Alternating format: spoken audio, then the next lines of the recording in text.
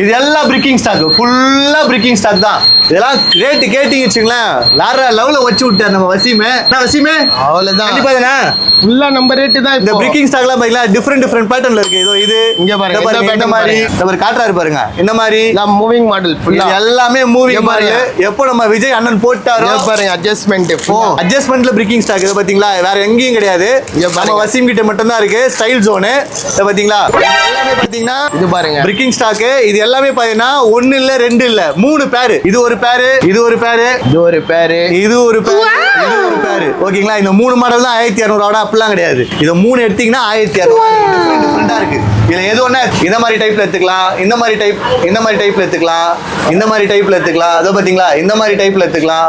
இத பாருங்க, ஃபுல்லா ஓபன் பண்றமே இந்த மாதிரி டைப் எடுத்துக்கலாம். இது எல்லாமே பாத்தீங்கன்னா கீழே இருக்கு பாருங்க. இது எல்லாமே மூவிங் டைப்.